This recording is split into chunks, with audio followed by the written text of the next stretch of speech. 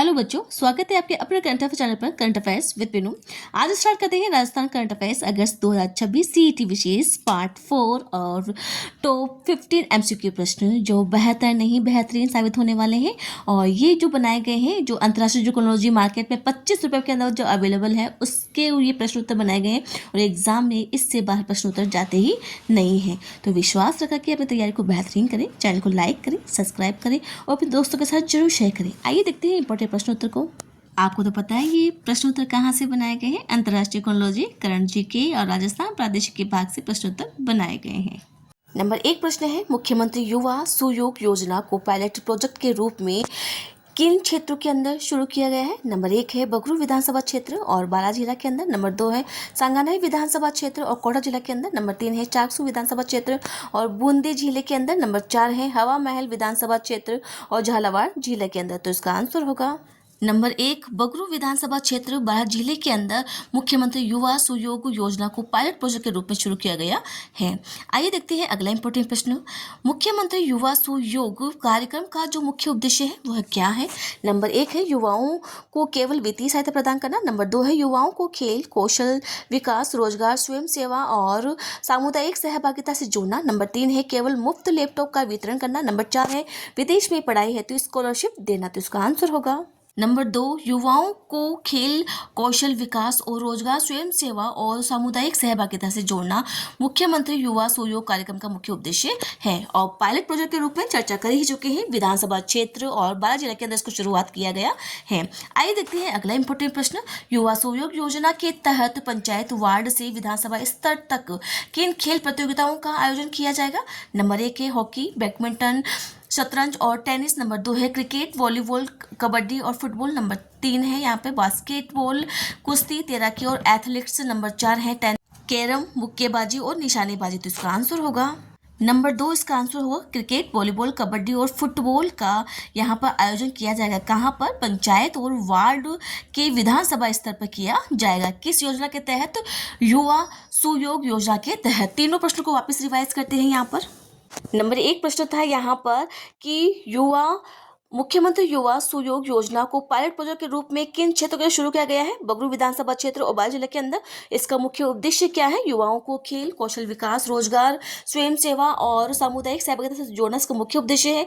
और पंचायत व वार्ड से विधानसभा स्तर तक किन प्रतियोगिताओं का आयोजन किया जाएगा। जाहिर सी बात है क्रिकेट वॉलीबॉल कबड्डी और फुटबॉल का आयोजन किया जाएगा। आई होप कि आपको सारे प्रश्न तो याद हो चुके हैं। तीनों प्रश्न इंपॉर्टेंट थे, मैंने इसकी अब यहाँ पर व्याख्या करने वाली हूँ जो आपको पूरी तरह से याद हो ही जाएगा। अब देखते हैं इस प्रश्न की व्याख्या। मुख्यमंत्री युवा सुयोग कार्यक्रम का जो शुभारंभ है यहाँ पर 21 जुलाई 2026 को किया गया था। यहाँ पर जयपुर के अंदर मुख्यमंत्री युवा सुयोग कार्यक्रम का शुभारंभ किया गया है। इसका मुख्य उद्देश्य है युवाओं को खेल कौशल विकास रोजगार स्वयं सेवा और सामुदायिक सहभागिता के माध्यम से सर्वांगीण विकास से जोड़ना इसका मुख्य उद्देश्य है। और यहाँ पर इसके अंदर जो क्षेत्र है कौन सा है, बगरू विधानसभा क्षेत्र और बाला जिले के अंदर पायलट परियोजना के रूप में इसको शुरू किया गया है। और इसमें जितने प्रश्न थे उनको हमने सब का सब यहाँ पे व्याख्या कर दिया है।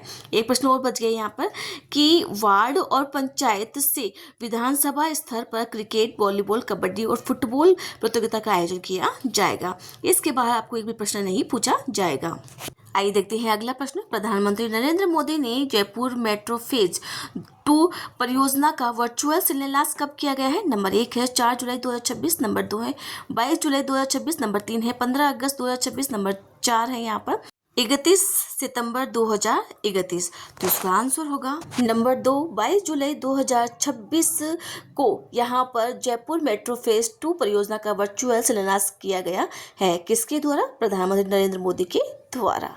आइए देखते हैं अगला प्रश्न, जयपुर मेट्रो फेज 2 की कुल अनुमानित लागत कितनी है। बिल्कुल पूछा जाएगा एग्जाम के अंदर, इससे बाहर एक भी प्रश्न नहीं आएगा। तो विश्वास रख के अपनी तैयारी को बेहतरीन करें। देखते हैं यहाँ पर इसका नंबर 1 है 918 करोड़। नंबर 2 है यहाँ पर 13,037 करोड़। नंबर 3 है 10,000 करोड़। नंबर 4 है 41,000 करोड़। तो इसका आंसर होगा नंबर 2 इसका आंसर होगा 13,037 करोड़ यहाँ पर रुपए अनुमानित खर्च किए जाएंगे। जयपुर मेट्रो फेज 2 की कुल अनुमानित लागत कितनी है यहाँ पर 13,037 करोड़ रुपए। अब देखते हैं अगला प्रश्न। Rajasthan metro rail corporation limited ने जयपुर मेट्रो फेज 2 यहाँ पर फेज 2 है यहाँ पर परियोजना को पूरा करने का लक्ष्य कब तक तय किया गया है? नंबर 1 है दिसंबर 2028, नंबर 2 है जुलाई 2026, नंबर 3 है सितंबर 2031, नंबर 4 है मार्च 2030। तो इसका आंसर होगा नंबर 3 सितंबर 2031 तक यहाँ पर जयपुर मेट्रो फेज 2 परियोजना को पूरा करने का लक्ष्य रखा गया है। तो एक बार तीनों प्रश्नों को वापस रिवाइज कर लेते हैं कि यहाँ पर वर्चुअल उद्घाटन कब किया गया था? यहाँ पर 22 जुलाई 2026 को। और कुल अनुमानित लागत कितनी है? 13,037 करोड़ रुपए इसकी अनुमानित लागत है। और इसको पूरा करने का लक्ष्य कब तक रखा गया है? सितंबर 2031 तक इसको पूरा करने का लक्ष्य रखा गया है। किसके द्वारा? Rajasthan metro rail corporation limited के द्वारा। आइए देखते हैं अब इस प्रश्न की व्याख्या। राजस्थान में मुख्यमंत्री बद्रीनाथ शर्मा ने 22 जुलाई 2026 को सीतापुरा स्थित मेट्रो डिपो साइट पर जयपुर मेट्रो फेज 2 का यहाँ पर शिलान्यास किया है। किसके द्वारा? प्रधानमंत्री नरेंद्र मोदी के द्वारा 4 जुलाई 2026 को इस परियोजना का वर्चुअल शिलान्यास किया गया था। तो बच्चों मैंने शायद प्रश्न उत्तर के अंदर उसको 22 जुलाई 2026 को बोला तो वो गलत होगा। यहाँ पर 4 जुलाई 2026 को इसका वर्चुअल शिलान्यास किया गया था। दोनों चीज़ें अलग अलग हैं। तो इसका आंसर होगा 4 जुलाई 2026 को प्रधानमंत्री नरेंद्र मोदी के द्वारा वर्चुअल शिलान्यास किया गया था।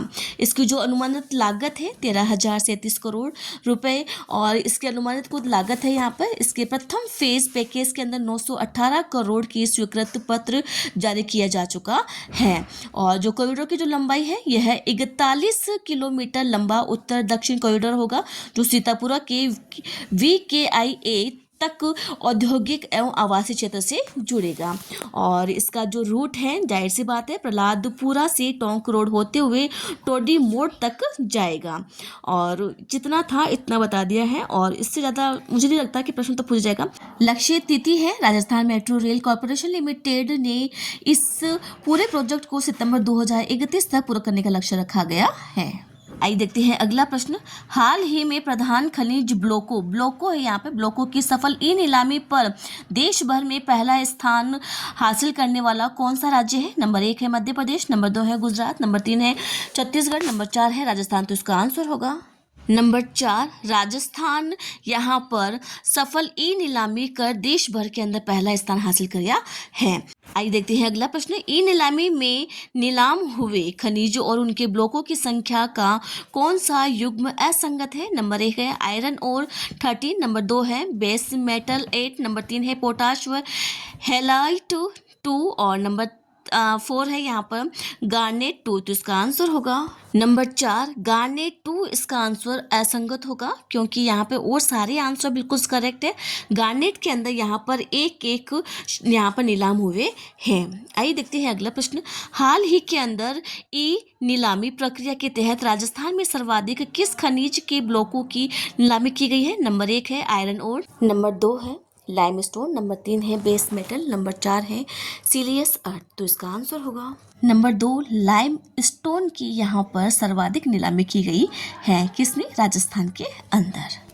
आइए अब वापस तीनों प्रश्नों की रिवाइज करते हैं। यहाँ पर राजस्थान के अंदर ई नीलामी के अंदर राजस्थान सर्वश्रेष्ठ राज्य है और ई नीलामी के अंदर नीलाम हुए खनिज और युग्म से यहाँ पर आयरन ओर 13 है, बेस मेटल यहाँ पर 8 है, पोटाश व हेलामाइट 2 है और गार्नेट के अंदर कितना है? 1 ब्लॉक है। और यहाँ पर जो है सर्वाधिक नीलामी किसकी हुई है? तो जाहिर सी बात है लाइमस्टोन की हुई है। आइए देखते हैं अब इन तीनों प्रश्नों की व्याख्या। खान और भूविज्ञान विभाग द्वारा 141 प्रधान खनिज ब्लॉकों की सफल ई नीलामी संपन्न करके राजस्थान ने देश भर के अंदर पहला स्थान हासिल करके नया कीर्तिमान स्थापित किया है।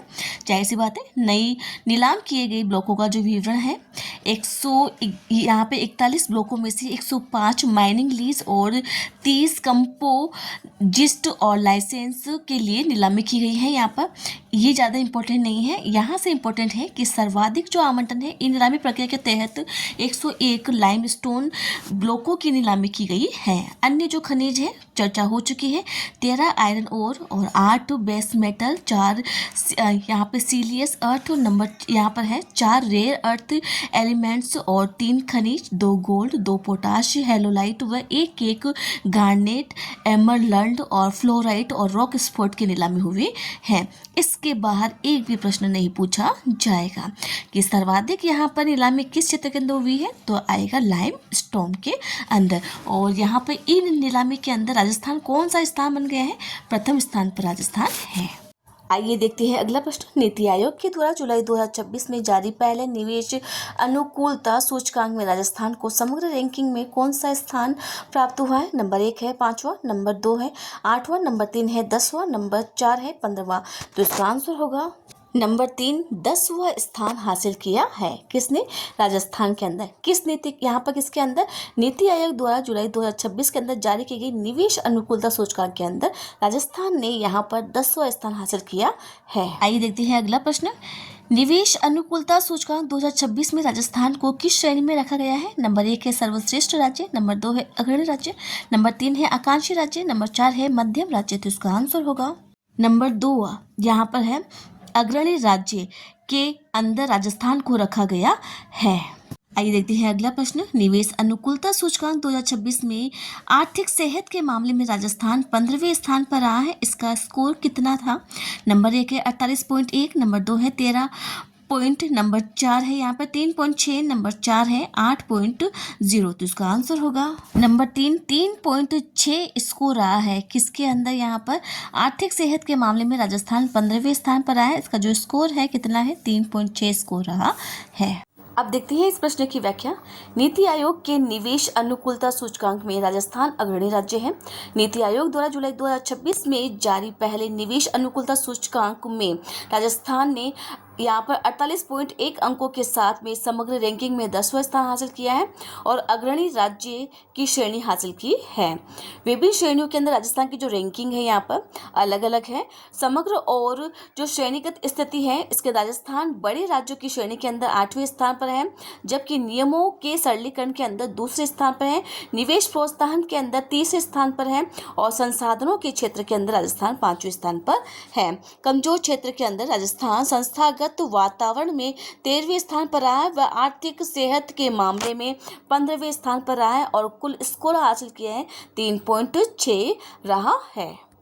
औद्योगिक क्षमता व अन्य उपलब्धियां। खनिज उत्पादन। राजस्थान देश के कुल गैर धातु खनिज उत्पादन में 33% व धातु उत्पादन यहाँ के अंदर 14% रहा है। परमिट और वेयर हाउसिंग के अंदर निर्माण परमिट की यहाँ पर परसेप्शन स्कोर के अंदर राज्य बड़ी राज्यों के अंदर शीर्ष 3 के अंदर शामिल रहा है तथा वेयर हाउसिंग मतलब गोदाम के अंदर क्षमता में देश के अंदर तीसरे स्थान पर रहा है। जितने प्रश्न बनते थे इंपॉर्टेंट मैंने बना दिए हैं, इससे बाहर एक भी प्रश्न नहीं जाएगा और ये इतना इम्पोर्टेंट भी नहीं है वेयर हाउसिंग वाला। आइए देखते हैं अगला प्रश्न।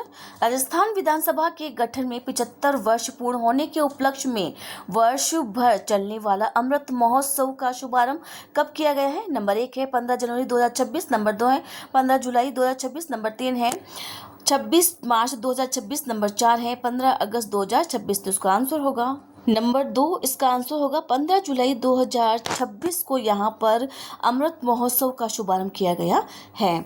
आइए देखते हैं अगला प्रश्न। राजस्थान विधानसभा के 75 वर्ष पूर्ण होने पर आयोजित कार्यक्रम के संदर्भ में निम्नलिखित में से कथनों में से कौन सा कथन सत्य नहीं है? नंबर 1 है इस ऐतिहासिक कार्यक्रम का उद्घाटन लोकसभा अध्यक्ष ओम बिरला के द्वारा किया गया है। नंबर 2 है समापन सत्र में उपराष्ट्रपति मुख्य अतिथि शामिल हुए हैं। नंबर 3 है अपनी 75 वर्ष की यात्रा को इस रूप में मनाने के लिए राजस्थान विधानसभा में दूसरा सदन बना है। नंबर 3 है यहाँ नंबर 4 है 6 या अधिक बार निर्वाचित वरिष्ठ विधायकों का सम्मान किया गया है। तो इसका सही आंसर होगा नंबर 3। इसका बिल्कुल करेक्ट आंसर है अपने 75 वर्ष की यात्रा को इस रूप में मनाने वाला राजस्थान विधानसभा का देश का दूसरा सदन बन गया है। तो ये कथन इसका गलत है। आइए देखते हैं अगला प्रश्न। अमृत महोत्सव के दौरान वर्ष 1952 में अब तक पारित कुल कितने ऐतिहासिक कानून पर गंभीर विमर्श किया गया है? नंबर 1 है 20, नंबर 2 है 23, नंबर 3 है 24, नंबर 4 है 25। तो इसका आंसर होगा नंबर 3 24 इसका आंसर होगा। वापस रिवाइज करते हैं इन तीनों प्रश्नों को। यहाँ पर तीनों प्रश्नों के उत्तर। अमृत महोत्सव का शुभारंभ कब किया गया है? तो 15 जुलाई 2026 को किया गया है। और इसका जो प्रमुख, ये सारे के सारे कथन सही है, लेकिन एक कथन यहाँ पर असत्य है यहाँ पर कि अपने 75 वर्ष की यात्रा के रूप में मनाने वाला राजस्थान विधानसभा का देश का दूसरा स्थान बना है, तो ये कथन इसका गलत होगा। और अमृत महोत्सव के दौरान वर्ष 1922 से अब तक के कुल 24 यहाँ पर ऐतिहासिक कानून पर विचार विमर्श किया है। आइए देखते हैं अब इन तीनों प्रश्नों की व्याख्या। राजस्थान विधानसभा के 75 वर्ष पूर्ण अमृत महोत्सव का शुभारंभ यहाँ पर कब किया गया है? 15 जुलाई 2026 को किया गया है। और यहाँ पर विशेष है, उल्लेखनीय है कि राजस्थान विधानसभा की मूल उद्घाटन विक्रम संवत 2006 की चैत्र शुक्ल प्रतिपदा को हुआ था। यहाँ पर समागम और विमर्श व सम्मान विधायी गौरव यात्रा समापन। इस अवसर पर पहली बार आयोजित विशेष समागम में 410 जनप्रतिनिधियों ने भाग लिया है। और कानूनों पर जो विचार विमर्श है इसके अंदर, कार्यक्रम के दौरान वर्ष 1952 में अब तक के कुल 24 ऐतिहासिक कानूनों पर गंभीर विचार विमर्श किया है। पूर्व अध्यक्ष, उपाध्यक्ष व 6 या अधिक बार निर्वाचित वरिष्ठ विधायकों का सम्मान किया गया है। अब इसके अंदर यहाँ पे जरूर है विशिष्ट उपलब्धि व मुख्य जो अतिथि है, प्रथम राज्य सदन अपनी 75 वर्ष की लोकतांत्रिक एवं विधायी यात्रा को इस गौरवमय रूप में मनाने वाला राजस्थान विधानसभा का देश का पहला सदन बन गया है। इससे ज़्यादा प्रश्न उत्तर नहीं पूछे जाएंगे। जितने प्रश्न बनते हैं इस पैराग्राफ से मैंने बना दिए हैं और इम्पोर्टेंट प्रश्न उत्तर ही बनाए हैं जो RPSC व कर्मचारी चयन बोर्ड पूछता है। तो बच्चों, इस प्रकार की नवीन जानकारी चैनल को लाइक करें, सब्सक्राइब करें और अपने दोस्तों के साथ जरूर शेयर करें। Thank you.